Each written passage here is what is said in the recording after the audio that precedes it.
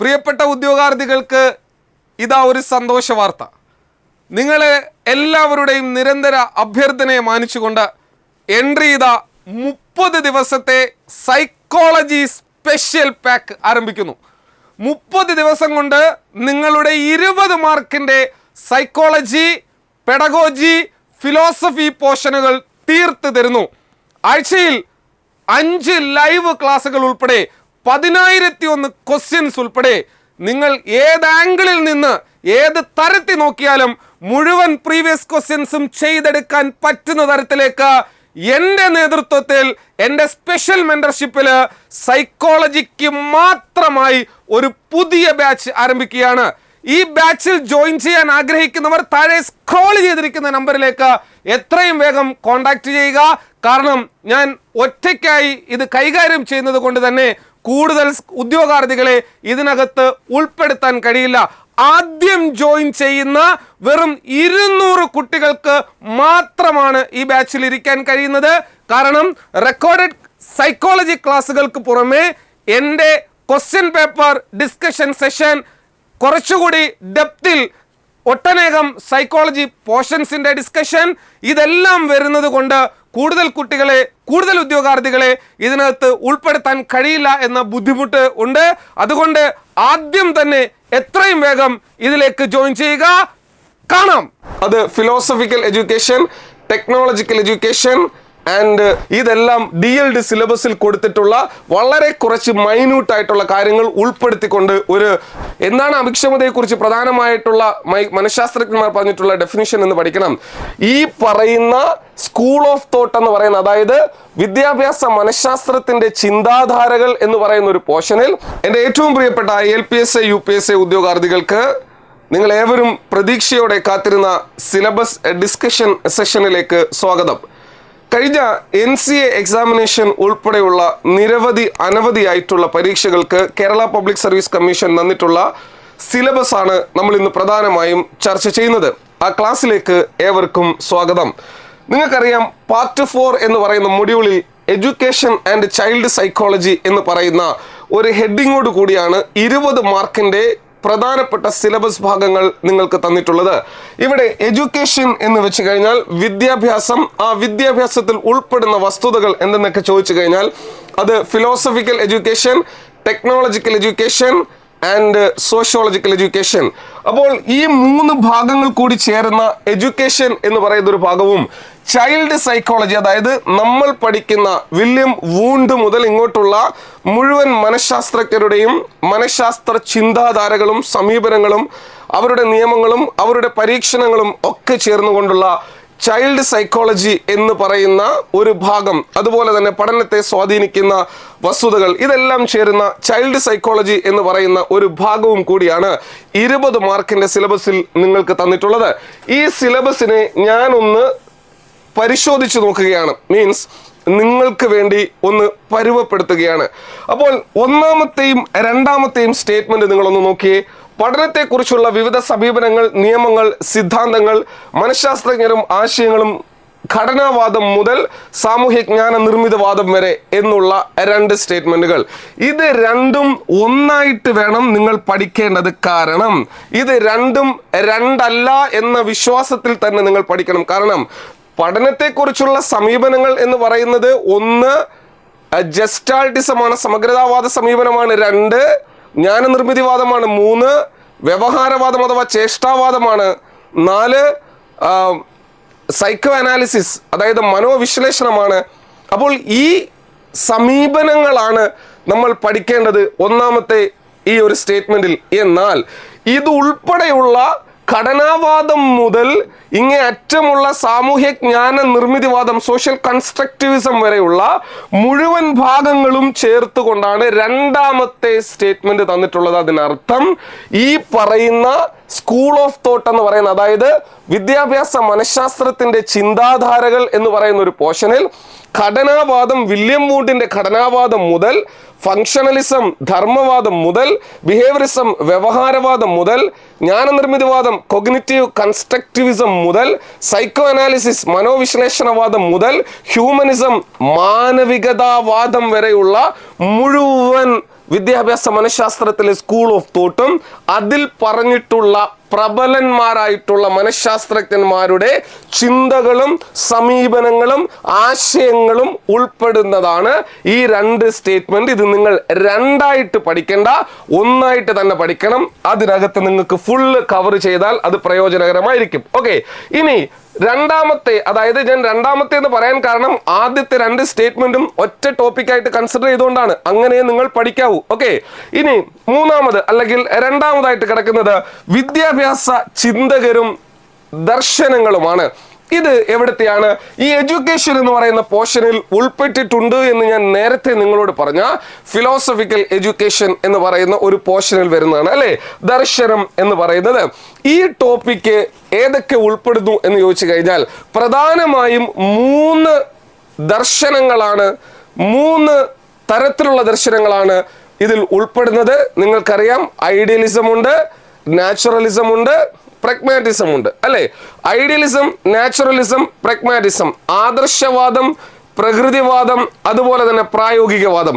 ഈ 3 വാദങ്ങളും 3 ദർശനങ്ങളും അതിനകത്ത് പ്രതിപാദിച്ചിട്ടുള്ള ഇപ്പോൾ ഉദാഹരണത്തിന് ഐഡിയലിസം പഠിക്കുവാണെങ്കിൽ അതിൽ പ്ലേറ്റോ ഉണ്ട്.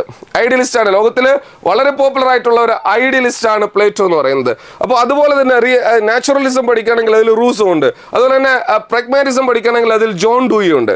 അപ്പോൾ ഈ 3 ദർശനങ്ങളും അതിനകത്ത് പറയപ്പെടുന്ന ദാർശനികന്മാരുടെ വിദ്യാഭ്യാസത്തിലുള്ള അവരുടെ ആശയങ്ങളും ഉൾക്കൊള്ളുന്നതാണ് വിദ്യാഭ്യാസ ചിന്തകരും ദർശനങ്ങളും എന്ന് പറയുന്ന ഭാഗം. ഇനി അതിനുശേഷം മനഃശാസ്ത്ര പരീക്ഷണങ്ങൾ. ഈ സാധനത്തെ തന്നെ ഇങ്ങ് കൊണ്ടുവരിക. മനഃശാസ്ത്ര പരീക്ഷണങ്ങൾ ഈ സാധനത്തെ തന്നെ ഇങ്ങ് കൊണ്ടുവരിക. അതുപോലെ തന്നെ നിങ്ങൾക്ക് DELD സിലബസിൽ കൊടുത്തിട്ടുള്ള മുഴുവൻ പരീക്ഷണങ്ങളും കുട്ടികളുടെ മനഃശാസ്ത്ര വ്യവഹാരത്തെ ചിട്ടപ്പെടുത്തുന്നതിന് വേണ്ടിയും അത് കണ്ടെത്തുന്നതിന് വേണ്ടിയും അവർക്ക് അതിനുള്ള മാർഗനിർദ്ദേശങ്ങൾ നൽകുന്നതിന് വേണ്ടിയും നടത്തിയിട്ടുള്ള മുഴുവൻ പരീക്ഷണങ്ങളും എല്ലാം കൂടി ഉൾക്കൊള്ളുന്നതാണ് ഈ ഒരു ഭാഗം എന്ന് പറയുന്നത്. ഇനി ചുരുക്കത്തിൽ പറഞ്ഞാൽ ഇത് 3 നിങ്ങൾ ഒന്നായിട്ട് തന്നെ പഠിച്ചാൽ മതി. ഇത് 3 ഞാൻ നേരത്തെ പറഞ്ഞ പോലെ ടോട്ടാലിറ്റിയിൽ പഠിച്ചാൽ ഇവിടെ ഡിവിഷന്റെ കാര്യം വരുന്നില്ല, നിങ്ങൾക്ക് അത് ക്ലിയർ ആവും. ഓക്കെ, നെക്സ്റ്റ് നമുക്കൊന്ന് നോക്കാം. ഇവിടെയാണ് നിങ്ങൾക്ക് ഏറ്റവും സിമ്പിൾ ആയിട്ടുള്ള വിദ്യാഭ്യാസ മനഃശാസ്ത്രത്തിൽ ഏറ്റവും സിമ്പിൾ ആയിട്ടുള്ള ടോപ്പിക് ഏതെന്ന് ചോദിച്ചു കഴിഞ്ഞാൽ ഞാൻ റെക്കമെൻഡ് ചെയ്യുന്നത് ഇന്റലിജൻസ് ആണ് അല്ലെ. അതായത് ഫ്രാൻസിസ് ഗാൾട്ടൺ മുതൽ സ്പിയർമാൻ മുതൽ തോണ്ടേക്ക് മുതൽ ഹൊവാർഡ് ഗാർഡ്നർ മുതൽ റൈമൻ കാറ്റൽ മുതൽ സ്പിയർമാൻ മുതൽ ഏറ്റവും പ്രമുഖനായിട്ടുള്ള ആൽഫ്രഡ് ബീനെ സൈമൺ മുതൽ ഏറ്റവും അവസാനമായി ഇതിനെല്ലാം ഒരു ക്ലൈമാക്സ് കൊടുക്കുന്ന, സൂപ്പർ ക്ലൈമാക്സ് കൊടുക്കുന്ന നമ്മുടെ emotional intelligence Daniel Goleman, Peter Salovey, John Mayer, ഇവരുടെ എല്ലാം സിദ്ധാന്തങ്ങളാണ് ഇവിടെ പഠിക്കേണ്ടി വരുന്നത്. അതിൽ പ്രധാനമായിട്ട് പഠിക്കേണ്ടത് ഗിൽഫോർഡിന്റെ ത്രിമുഖ സിദ്ധാന്തം പഠിക്കണം, ഹൊവാർഡ് ഗാർഡനറുടെ മൾട്ടിപ്പിൾ ഇന്റലിജൻസ് പഠിക്കണം, അതുപോലെ തന്നെ സ്പിയർമാന്റെ ടൂത്ത് തിയറി പഠിക്കണം, അതുപോലെ തന്നെ റൈമൺ കാറ്റലിന്റെ ഖരബുദ്ധി ദ്രവബുദ്ധി പഠിക്കണം, അതുപോലെ തന്നെ ഇമോഷണൽ ഇന്റലിജൻസ് ഡാനിയൽ ഗോൾമാന്റെ അതിന്റെ സ്റ്റേജസ്, അതിന്റെ ടൈപ്പുകൾ, അതിന്റെ ഘടകങ്ങൾ പഠിക്കണം. അങ്ങനെ ഇന്റലിജൻസുമായി ബന്ധപ്പെട്ട മുഴുവൻ കാര്യങ്ങളും ഇവിടെ ബുദ്ധി എന്ന് പറയുന്ന ടോപ്പിക്കിൽ നിങ്ങൾ പഠിച്ചിരിക്കണം. ഓക്കെ, നെക്സ്റ്റ് വ്യക്തിത്വം എന്ന് പറയുന്ന ഒരു കാര്യം. ഇവിടെ വ്യക്തിത്വം എന്ന് വെച്ച് കഴിഞ്ഞാൽ പേഴ്സണാലിറ്റി. പ്രധാനമായും 3 അപ്രോച്ചസ് ആണ് പേഴ്സണാലിറ്റിയിൽ പഠിക്കാനുള്ളത്.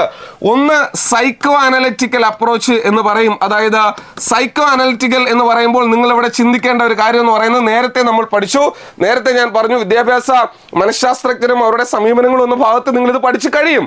സിലബസ് തുടക്കം മുതലാണ് പഠിച്ചു വരുന്നെങ്കിൽ അവിടെ നിങ്ങൾ പഠിച്ചു കഴിയും. കാരണം സൈക്കോ സെക്ഷുവൽ ഡെവലപ്മെന്റ്, അതുപോലെ തന്നെ മനസ്സിന്റെ ഘടനയെ സംബന്ധിച്ച്, മനസ്സിന്റെ ചലനാത്മകതയെ സംബന്ധിച്ച് അദ്ദേഹം 3 തരത്തിൽ അദ്ദേഹത്തിന്റെ തിയറി ഇൻട്രൊഡ്യൂസ് ചെയ്തിട്ടുണ്ട്. അവിടെ ഒന്ന് സൈക്കോ അനലിറ്റിക്കൽ. ഇനി അതുപോലെ തന്നെ ആൽപോർട്ടിന്റെ ട്രൈറ്റ് തിയറി എന്ന് പറയും. ആൽപോർട്ടിന്റെ ട്രൈറ്റ് തിയറി അതുപോലെ തന്നെ ഹ്യൂമനിസ്റ്റ് തിയറി, എബ്രഹാം മാസ്ലോയുടെ ഹ്യൂമനിസ്റ്റ് തിയറി എന്ന് പറയുന്ന ഒരു ഭാഗം. അപ്പോൾ ഇതെല്ലാം കൂടി ഉൾപ്പെടുന്നതാണ് വ്യക്തിത്വം എന്ന് പറയുന്നത്. ഇനി വ്യക്തിത്വത്തിന്റെ ചില പ്രത്യേകതകൾ കൂടി അതിനകത്ത് പഠിക്കേണ്ടതായിട്ടുണ്ട്. ഇനി മറ്റൊരു പ്രധാനപ്പെട്ട കാര്യം NCA എക്സാമിനേഷൻ ഒക്കെ സ്ഥിരം ചോദിക്കുന്ന ഒരു കോൺസെപ്റ്റ് ആണ് വികാസ തലങ്ങൾ, വികാസ തത്വങ്ങൾ എന്ന് പറയുന്നത്. വികാസ തത്വങ്ങൾ 10 എണ്ണമാണ്. 10 വികാസ തത്വങ്ങൾ DED സിലബസിൽ കൃത്യമായി കിടപ്പുണ്ട്. അതുപോലെ തന്നെ ഡെവലപ്മെന്റ് സ്റ്റേജസ്, ഡെവലപ്മെന്റ് ഓരോ സ്റ്റേജസിൽ ഉണ്ടാകുന്ന പ്രത്യേകതകൾ, ഇതെല്ലാം വികാസ തലങ്ങൾ, വികാസ തത്വങ്ങൾ എന്ന് പറയുന്ന ഒരു പോർഷനകത്ത് വരും. ഇനി മറ്റൊന്നാണ് വൈജ്ഞാനിക വികാസം, സാമൂഹിക വികാസം, സാൻമാർഗിക വികാസം. സാമൂഹിക വികാസം, സാൻമാർഗിക വികാസം. ഇവിടെയാണ് വൈജ്ഞാനിക വികാസം നമ്മൾ നേരത്തെ പഠിച്ചു. കുറച്ചുകൂടി സ്റ്റേറ്റ്മെന്റ് ടൈപ്പില് തിയറിറ്റിക്കൽ ആയിട്ട് നമുക്ക് പഠിക്കേണ്ട ഭാഗമാണ് കൊഗ്നിറ്റീവ് ഡെവലപ്മെന്റ് എന്ന് പറയുന്നത്. അത് സെൻസേഷൻ, പെർസെപ്ഷൻ ഒക്കെ വരുന്ന ഒരു വലിയ ഭാഗമാണ്. അത് നമുക്ക് പഠിക്കണം. അതുപോലെ തന്നെ സാമൂഹിക വികാസം എന്ന് പറയുമ്പോഴത്തേക്ക് ആൽബർട്ട് ബന്ധൂരയുടെയാണ് സാമൂഹിക വികാസം. അതിനകത്ത് പിന്നീട് എറിക്സൺ വരും. അതുപോലെ തന്നെ സാൻമാർഗിക വികാസം എന്ന് പറയുന്നത് കോൾബർഗിന്റെ നൈതിക വികാസമാണ്. സോ അത് ആ ഭാഗത്ത് വരും. അത്രയും കാര്യങ്ങളാണ് അതിനകത്ത് പഠിക്കാനുള്ളത്.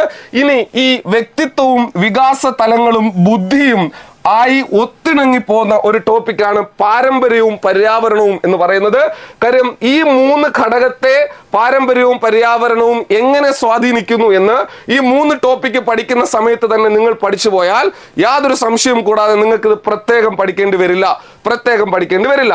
ഇനി നമുക്ക് മറ്റൊരു കാര്യത്തിലേക്ക് പോകാം. അപ്പോൾ പാരമ്പര്യവും പര്യാവരണവും എന്ന് പറയുന്നത് അതൊരു വലിയ സയന്റിഫിക് ആയിട്ടുള്ള സൈക്കോളജിക്കൽ ആസ്പെക്ട് ഒന്നുമല്ല. കുറെ ഹൈപ്പോത്തസിസ് ആണ്, കുറെ നിഗമനങ്ങളാണ്. അതുകൊണ്ട് കൃത്യമായി അത് മനസ്സിലാക്കുക. ദെൻ അതിനുശേഷം മറ്റൊരു പ്രധാനപ്പെട്ട ടോപ്പിക്കാണ് അഭിക്ഷമത പരീക്ഷകൾ, ആപ്റ്റിറ്റ്യൂഡ് ടെസ്റ്റ് എന്ന് പറയുന്നത്.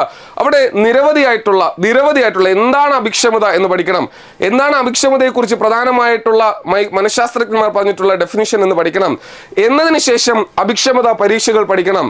അതായത് ക്ലറിക്കൽ ആപ്റ്റിറ്റ്യൂഡ് ടെസ്റ്റ് ഉണ്ട്. അങ്ങനെ നിരവധിയായിട്ടുള്ള ആപ്റ്റിറ്റ്യൂഡ് ടെസ്റ്റുകൾ ഈ അഭിക്ഷമത പരീക്ഷകളിലുണ്ട്. ഇനി മറ്റൊരു വലിയ സൈക്കോളജിക്കൽ ഫൗണ്ടേഷൻ ഉള്ള ഒരു കോൺസെപ്റ്റ് ആണ് മോട്ടിവേഷൻ എന്ന് പറയുന്നത്, അഭിപ്രേരണ എന്ന് പറയുന്നത്. ഇൻട്രിൻസിക് മോട്ടിവേഷൻ ഉണ്ട്, എക്സ്ട്രിൻസിക് മോട്ടിവേഷൻ ഉണ്ട്, മോട്ടിവേഷൻ സൈക്കിൾ ഉണ്ട്, മോട്ടിവേഷൻ തിയറീസ് ഉണ്ട്. ഒരു 3ഓളം മോട്ടിവേഷൻ തിയറീസ് ഇതിനകത്ത് പഠിക്കാനുണ്ട്, സൈക്കിൾ പഠിക്കാനുണ്ട്. അതുപോലെ തന്നെ ഇൻട്രിൻസിക്, എക്സ്ട്രിൻസിക് മോട്ടിവേഷന്റെ ഡെഫിനിഷൻസ് പഠിക്കാനുണ്ട്. And after that the simple topic, വളരെ വേഗത്തിൽ പഠിച്ചു പോകാൻ പറ്റുന്ന ഒരു ടോപ്പിക്കാണ് സമായോജന ക്രിയാതന്ത്രങ്ങൾ എന്ന് പറയുന്നത്. ഉദാത്തീകരണമുണ്ട്, യുക്തീകരണമുണ്ട്. അപ്പോൾ സമായോജന ക്രിയാതന്ത്രങ്ങൾ ആദ്യമേ പഠിക്കുമ്പോൾ ആദ്യം നിങ്ങൾ തുടക്കം പഠിക്കേണ്ടത് അഡ്ജസ്റ്റ്മെന്റ് എന്താണെന്ന്, അതായത് സമായോജനം എന്താണെന്ന് പഠിക്കണം. മാൾ അഡ്ജസ്റ്റ്മെന്റ്, അപസമായോജനം എന്താണെന്ന് പഠിക്കണം. സംഘർഷം, കോൺഫ്ലിക്റ്റ് എന്താണ് എന്ന് പഠിക്കണം. ഫ്രസ്ട്രേഷൻ എന്താണ് എന്ന് പഠിക്കണം. ഇതെല്ലാം പഠിച്ചതിന് ശേഷം ഇതിൽ നിന്നും രക്ഷ നേടാനാണ് നമ്മൾ ഏകദേശം അഡ്ജസ്റ്റ്മെന്റ് മെക്കാനിസം യൂസ് ചെയ്യുന്നത് പഠിക്കണം. ഈ അഡ്ജസ്റ്റ്മെന്റ് മെക്കാനിസം എന്ന് പറയുന്നത് ഏകദേശം 10-30 എണ്ണം ഉണ്ട്. പക്ഷേ നിങ്ങൾ ഒരു എക്സാം ഓറിയന്റഡ് ആയിട്ട് പ്രിപ്പയർ ചെയ്യേണ്ടത് DED സിലബസിൽ പറഞ്ഞിട്ടുള്ള, അല്ലെങ്കിൽ ശിവരാജ് സാറിന്റെ ടെക്സ്റ്റിൽ പറഞ്ഞിട്ടുള്ള ഏകദേശം 16 സിമ്പിൾ ആൻഡ് മോസ്റ്റ് ഫെമിലിയർ ആയിട്ടുള്ള അഡ്ജസ്റ്റ്മെന്റ് മെക്കാനിസം. ഞാൻ നേരത്തെ പറഞ്ഞ പോലെ ദമനം, റിപ്രഷൻ, അതുപോലെ തന്നെ ഉദാത്തീകരണം, അതുപോലെ തന്നെ യുക്തീകരണം, അങ്ങനെയുള്ള നിരവധിയായിട്ടുള്ള ഫെമിലിയർ ആയിട്ടുള്ള, കോമൺ ആയിട്ടുള്ള, പോപ്പുലർ ആയിട്ടുള്ള അഡ്ജസ്റ്റ്മെന്റ് മെക്കാനിസം നിങ്ങൾ പഠിച്ചിരിക്കണം. ദെൻ മനഃശാസ്ത്ര ഗവേഷണ ഉപാധികളും രീതികളും. ഇതാണ് നിങ്ങൾ BED ആദ്യം പഠിച്ചത്, ഇതാണ് നിങ്ങൾ TTC ആദ്യം പഠിച്ചത്, ഇതാണ് നിങ്ങൾ DLD ആദ്യം പഠിച്ചത്, അല്ലേ? അതായത് മനഃശാസ്ത്ര ഗവേഷണ ഉപാധികളും രീതികളും ഒരുപാടുണ്ടല്ലേ. പരീക്ഷണ രീതിയുണ്ട്, നിരീക്ഷണ രീതിയുണ്ട്, then medical means clinical method ഉണ്ട്. അതുപോലെ തന്നെ നമ്മുടെ ക്യുമുലേറ്റീവ് റെക്കോർഡുണ്ട്, അനക്ഡോട്ട് റെക്കോർഡുണ്ട്, ടെസ്റ്റ് ഉണ്ട്. അങ്ങനെ ഒരു വലിയ ഭാഗം നിങ്ങളുടെ മുമ്പിലേക്ക് വരുന്നില്ലേ. ഇവിടെ വെച്ച് നിങ്ങൾ നേരത്തെ പേഴ്സണാലിറ്റിയിൽ ഞാൻ മെൻഷൻ ചെയ്യാത്ത ഒരു കാര്യം കൂടി പഠിക്കണം. പ്രക്ഷേപണ തന്ത്രങ്ങൾ, അതായത് പ്രൊജക്റ്റീവ് ടെക്നിക്സ് എന്നൊക്കെ പറഞ്ഞിട്ടുണ്ട്. ടാറ്റ്, കാറ്റ്, അതുപോലെ തന്നെ വാറ്റ്, അതുപോലെ തന്നെ SCT, അങ്ങനെയുള്ള ഫെമിലിയർ ആയിട്ടുള്ള ഒരു 5 പ്രൊജക്റ്റീവ് ടെക്നിക്സ് പഠിക്കണം. അപ്പോൾ മനഃശാസ്ത്ര പഠനത്തിൽ ഉപയോഗിക്കുന്ന മുഴുവൻ ക്രിയാതന്ത്രങ്ങളും ഉപാധികളും ഈ ഭാഗത്ത് വരും. ഇനി മാറ്റം വരും എന്ന് ഞാൻ വിശ്വസിക്കുന്നു. മാറ്റം വരുമെന്ന് വിശ്വസിക്കാൻ കാരണം ഇപ്പോൾ ഇതിന് വലിയ പ്രാധാന്യമില്ല. കേരള പാഠ്യപദ്ധതി ചട്ടക്കൂട്, കേരള കരിക്കുലം ഫ്രെയിംവർക്ക് 2022 പുതിയ ഡ്രാഫ്റ്റ് എടുത്തു വെച്ചിരിക്കുകയാണ് കേരള കരിക്കുലം ഫ്രെയിംവർക്കിൽ. അതുകൊണ്ട് തന്നെ ഇതിൽ മാറ്റം വരും. ഇത് 2013 കരിക്കുലം ഫ്രെയിംവർക്കാണ് ഇതിനകത്ത് ഉൾപ്പെടുത്തിയിട്ടുള്ളത്. വളരെ കുറച്ച് പോർഷൻ മാത്രമേ ഉള്ളൂ. നിങ്ങൾ ഇപ്പോൾ തൽക്കാലം ഇത് ഡീറ്റെയിൽ ആയിട്ട് പോകണ്ട. എങ്ങനെയായിരിക്കണം കേരളത്തിലെ വിദ്യാഭ്യാസം, എന്തെല്ലാം പ്രൊവൈഡ് ചെയ്യണം, എന്തെല്ലാം മോറൽ സൈഡ് പ്രൊവൈഡ് ചെയ്യണം, എന്തെല്ലാം ഒബ്ജക്റ്റീവ്സ് ഉണ്ട് എന്നതിനെ കുറിച്ചാണ് ഡിസ്കസ് ചെയ്യുന്നത്. ഇനി ക്ലാസ് മുറിയിലെ പഠന പ്രക്രിയ, പഠനതന്ത്രങ്ങൾ, വിവരവിനിമയ സാങ്കേതിക വിദ്യ സാധ്യതകൾ, ഇതെല്ലാം DLD സിലബസിൽ കൊടുത്തിട്ടുള്ള വളരെ കുറച്ച് മൈന്യൂട്ട് ആയിട്ടുള്ള കാര്യങ്ങൾ ഉൾപ്പെടുത്തിക്കൊണ്ട് ഒരു പോർഷൻ ആയിട്ട്, ഒരു ഒരു സ്റ്റേറ്റ്മെന്റ് ആയിട്ടാണ് തന്നിരിക്കുന്നത്. വളരെ കുറച്ചുള്ള ഒരു ചാപ്റ്റർ തന്നെയുണ്ട് DLEDന്റെ സിലബസിൽ. കൃത്യമായും അതിന്റെ മലയാളം വേർഷൻ ടെക്സ്റ്റ് എടുത്താൽ അത് A to Z കാര്യങ്ങൾ നിങ്ങൾക്ക് കാണാൻ കഴിയും. ദെൻ പഠന വൈകല്യം, ലേണിംഗ് ഡെഫിഷ്യൻസി എന്ന് പറയും. വളരെ സിമ്പിൾ ആയിട്ടുള്ള ഒരു കാര്യമാണ്. അത് ലേണിങ്ങിനെ ബേസ് ചെയ്തുകൊണ്ട് മാത്രമേ നിങ്ങൾ പഠിക്കാവൂ. വേറെ ഒരു കാര്യങ്ങളും അതിനകത്ത് വരരുത്. ലേണിംഗ് പഠന വൈകല്യങ്ങളാണ് ഡിസ്ഗ്രാഫിയ, ഡിസ്കാൽക്കുലിയ, അതുപോലെയുള്ള സംഭവങ്ങൾ. അതിനുള്ള റീസൺസ്, അതിനുള്ള എക്കണോമിക്, സോഷ്യൽ, ഇന്റലക്ച്വൽ, ഫിസിക്കൽ ആയിട്ടുള്ള റീസൺസ്, അതുപോലെയുള്ള ഫാക്ടേഴ്സ് ഇതൊക്കെ എങ്ങനെ ബാധിക്കുന്നു എന്നതിനെ കുറിച്ചാണ് അവിടെ പ്രധാനമായും ചർച്ച ചെയ്യുന്നത്. ദെൻ പ്രത്യേക പരിഗണന അർഹിക്കുന്ന കുട്ടികൾ എന്ന് പറയുന്നത് ഇതൊരു പുതിയ മീൻസ് ഒരു സ്റ്റേറ്റ്മെന്റ് ആണ്. അവിടെ ആ ഒരു ആരോ ഇടാൻ മറന്നുപോയതാണ്. പ്രത്യേക പരിഗണന അർഹിക്കുന്ന കുട്ടികളുടെ പഠനം അല്ലേ. ഈ പ്രത്യേക പരിഗണന അർഹിക്കുന്ന കുട്ടികൾ എന്ന് പറയുമ്പോഴത്തേക്ക് ഡിസബിലിറ്റീസുമായി ബന്ധപ്പെട്ടുള്ള ഒരു ഭാഗമാണ്, നിങ്ങൾക്കറിയാം. പക്ഷെ ഇവിടെ നിങ്ങൾ ആധികാരികമായി മനസ്സിലാക്കേണ്ടത് പണ്ടത്തെ പുസ്തകങ്ങൾ റെഫർ ചെയ്തുകൊണ്ട് ഒരിക്കലും പ്രത്യേക പരിഗണന അർഹിക്കുന്ന കുട്ടികളുടെ പഠനം എന്നൊരു വിഷയത്തെ നിങ്ങൾ പഠിക്കരുത്. കാരണം നമ്മളെ വിദ്യാഭ്യാസ രീതി എന്ന് പറയുന്നത്, കേരളത്തിലെ ഒരു വിദ്യാഭ്യാസം എന്ന് പറയുന്നത് സാർവത്രിക വിദ്യാഭ്യാസമാണ്. സാർവത്രിക മൂല്യങ്ങളാണ് അവിടെ പ്രൊവൈഡ് ചെയ്യുന്നത്. എന്ന് വെച്ച് കഴിഞ്ഞാൽ ഫിസിക്കലി ഡിസബിലിറ്റി ഉള്ള, മെന്റലി ഡിസബിലിറ്റി ഉള്ള ഒരു കുട്ടിയെയും നമ്മൾ പൊതുവിദ്യാലയങ്ങളിൽ നിന്ന് മാറ്റി നിർത്തുന്നില്ല. കാരണം ഇവരെ എല്ലാം കൂടി ഉൾപ്പെടുത്തിക്കൊണ്ടുള്ള ഉൾച്ചേർക്കൽ വിദ്യാഭ്യാസം അല്ലെങ്കിൽ സങ്കലിത വിദ്യാഭ്യാസം എന്ന മലയാളം ടേമിലുള്ള ഇൻക്ലൂസീവ് എഡ്യൂക്കേഷൻ ആണ്. ഇൻക്ലൂസീവ് എഡ്യൂക്കേഷന്റെ പ്രൊവിഷൻസ് DLED ടെക്സ്റ്റ് ബുക്കിലുണ്ട്, അതുപോലെ തന്നെ ശിവരാജ് സാറിന്റെ പുസ്തകത്തിലുണ്ട്, അതുപോലെ തന്നെ നമ്മുടെ മെറ്റീരിയലൊക്കെ വളരെ ഡീറ്റെയിൽ ആയിട്ട് തന്നെയാണ് അത് കൊടുത്തിരിക്കുന്നത്. അപ്പോൾ ആ ക്ലാസ് അല്ലെങ്കിൽ ആ ടോപ്പിക്ക് നിങ്ങൾ അങ്ങനെ തന്നെ കൺസിഡർ ചെയ്യണം. കുട്ടിയും അറിവ് നിർമ്മാണവും എന്ന് പറയുമ്പോഴത്തേക്ക് നമ്മൾ തുടക്കം പറഞ്ഞ ഈ വിദ്യാഭ്യാസ മനഃശാസ്ത്രയുടെ ചിന്താധാരകളിൽ എങ്ങനെയാണ് ഓരോരുത്തരും കുട്ടി അറിവ് നിർമ്മിക്കുന്നത് എന്നുള്ള ഭാഗം കൂടി പരിഗണിച്ച് വേണം. അതാണ് ഇതിന്റെ 90% ഫാക്റ്റും എന്ന് പറയുന്നത് ഉൾപ്പെടുത്തേണ്ടത്. ഇപ്പോൾ ഉദാഹരണത്തിന് വ്യവഹാരവാദമാണ് എങ്കിൽ അത് സ്റ്റിമുലസ് റെസ്പോൺസിലൂടെയാണ്. ഇവിടെ ജസ്റ്റാൾഡിസം ആണ് എങ്കിൽ അത് പെട്ടെന്ന് ഇൻസൈറ്റിലൂടെയാണ്. അതുപോലെ തന്നെ കൊഗ്നിറ്റീവ് കൺസ്ട്രക്റ്റിവിസം ആണെങ്കിൽ അത് ചൈൽഡ് കൺസ്ട്രക്ട് ദ നോളജ് ആണ്, ചൈൽഡ് ബിൽഡ് ദ നോളജ് ആണ്, child make hypothesis about his own experience ആണ്. പ്രീവിയസ് നോളജിനെ ബേസ് ചെയ്തുകൊണ്ടാണ് അവിടെ കൊഗ്നിറ്റീവ് കൺസ്ട്രക്റ്റിവിസം പ്രാധാന്യം അറിയിക്കുന്നത്. അപ്പോൾ അതായിരിക്കണം നിങ്ങൾ അവിടെ പഠിക്കേണ്ടത്. വേറെ ഡൈവേർട്ട് ചെയ്തൊന്നും ഒരു പോർഷനിലേക്ക് നിങ്ങൾ പോകരുത്. പഠന രീതികൾ പല രീതികളുണ്ട്. സിമ്പിൾ ടു കോംപ്ലക്സ് ഉണ്ട്, ജനറൽ ടു പർട്ടിക്കുലർ ഉണ്ട്, ഒരു 16 എണ്ണം ഉണ്ട്. അത് ഞാൻ മൊത്തം പറയാൻ ആഗ്രഹിക്കുന്നില്ല, അത് നിങ്ങൾ പഠിച്ചോണം. ഇനി മറ്റൊരു കാര്യമാണ് വിദ്യാഭ്യാസ പ്രോജക്റ്റുകൾ, കേരള പാഠ്യപദ്ധതി സമീപന രേഖ, വിദ്യാഭ്യാസ ഭരണ സംവിധാനം, വിദ്യാഭ്യാസ ഏജൻസികൾ. ഇത് നിങ്ങൾ പഠിക്കേണ്ടത് കേരള സംസ്ഥാന ഗവൺമെന്റുമായി ബന്ധപ്പെട്ട് നമ്മുടെ കേരളത്തിലെ വിദ്യാഭ്യാസ സിസ്റ്റത്തെ വിശകലനം ചെയ്യുന്നതാണ്. DLED സിലബസിനകത്ത് ഇത് കൃത്യമായിട്ടുണ്ട്. അതുപോലെ തന്നെ ജനറൽ PSCക്ക് പഠിക്കുന്ന വിദ്യാഭ്യാസ സംബന്ധമായിട്ടുള്ള കറണ്ട് അഫേഴ്സ്, വിദ്യാഭ്യാസ പദ്ധതികൾ, കഴിഞ്ഞ 3 വർഷത്തിലൂടെ ഇടയിൽ നമ്മുടെ കേരളത്തിൽ പൊതുവിദ്യാഭ്യാസ സംരക്ഷണ യജ്ഞവുമായി ബന്ധപ്പെട്ട് കൊണ്ടുവന്നിട്ടുള്ള കാര്യങ്ങൾ, SSKയുടെ കാര്യങ്ങൾ, അതുപോലെ തന്നെ സമ്പൂർണ്ണയുടെ കാര്യങ്ങൾ, അതുപോലെ തന്നെ സമഗ്ര ശിക്ഷാ അഭിയാന്റെ കാര്യങ്ങൾ, അതുപോലെ തന്നെ സർവശിക്ഷാ അഭിയാന്റെ കാര്യങ്ങൾ, രാഷ്ട്രീയ മാധ്യമിക് ശിക്ഷാ അഭിയാന്റെ കാര്യങ്ങൾ, രാഷ്ട്രീയ ഉച്ചതൽ ശിക്ഷാ അഭിയാന്റെ കാര്യങ്ങൾ, കേരള വിദ്യാഭ്യാസ വകുപ്പുമായി ബന്ധപ്പെട്ട പദ്ധതികൾ, കേരളത്തിലെ പൊതുവിദ്യാഭ്യാസ സംരക്ഷണ യജ്ഞത്തിൽ ഉൾപ്പെടുത്തിയിട്ടുള്ള ക്രിയേറ്റീവ് ആയിട്ടുള്ള പ്രോഗ്രാംസ്, ഇതെല്ലാം ഉൾപ്പെടുന്ന ഒരു ഭാഗമാണ് ഈ പറയുന്ന വിദ്യാഭ്യാസ പ്രോജക്റ്റുകൾ തുടങ്ങി താഴെ വിദ്യാഭ്യാസ ഏജൻസികൾ വരുന്ന ഒരു ഭാഗം.